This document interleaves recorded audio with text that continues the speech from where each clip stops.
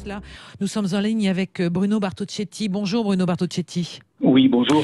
Responsable unité SGP Police FO de la zone sud. Que savez-vous, Bruno Bartocchetti, de ce qu'il s'est passé donc peu après 9 heures dans la cathédrale Notre-Dame de Nice?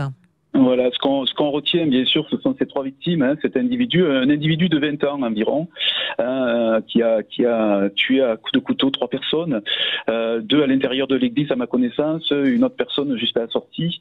Et il a été neutralisé très rapidement par les policiers municipaux, les policiers nationaux également, qui sont intervenus très très rapidement sur les lieux. Sinon, il aurait pu commettre d'autres actes aussi violents. Voilà ce qu'on peut retenir. Bon, bien sûr. Ce qui est à retenir également, c'est un travail, vous savez, en France, exemplaire par les renseignements territoriaux, mais malheureusement, là, bien sûr, on retient un attentat terroriste, hein, mais on va avoir du mal à déterminer s'il est dans un réseau ou s'il est intervenu tout seul, je veux dire, dans son esprit, parce qu'on sait qu'on a affaire, bien sûr, à un déséquilibré, comme on peut l'imaginer, même si on retient l'attentat terroriste. Bien sûr. Qu'est-ce que savez-vous? Vous dites l'auteur des faits a 20 ans, il a été blessé. Il semblerait qu'il soit donc actuellement soigné à l'hôpital, c'est ça?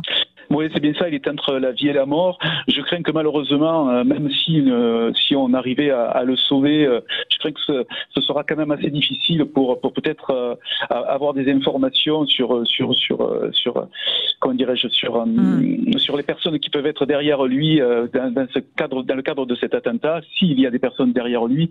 Mais ce qui a été le plus important, qu'il soit entre la vie et la mort, ce qui a été le plus important, bien sûr, ça a été de le neutraliser. Il est très très sérieusement blessé et c'est un acte très très rapide de la part des policiers municipaux dans un premier temps qui ont permis justement à son interpellation, qui ont permis justement de l'interpeller.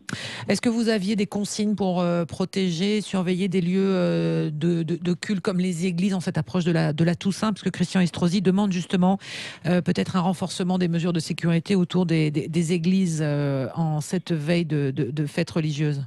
Oui, absolument, que ce soit les églises et les synagogues.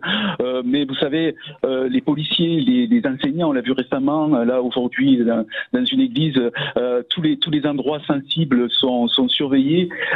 C'est très difficile de mettre, comme vous l'imaginez, un policier devant toutes les cathédrales de France et devant toutes les synagogues. Mais vraiment, on y met beaucoup de force et de volonté pour surveiller tous les établissements afin qu'on arrive à l'approche de Toussaint dans des conditions sereines. Maintenant, j'emploie le mot serein. Avec ce qui vient de se passer à Nice, ça va être assez compliqué, je vous l'avoue.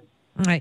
Merci beaucoup Bruno Bartocchetti d'avoir été avec nous ce matin sur Sud Radio, responsable unité SGP Police FO de la zone sud. Donc vous nous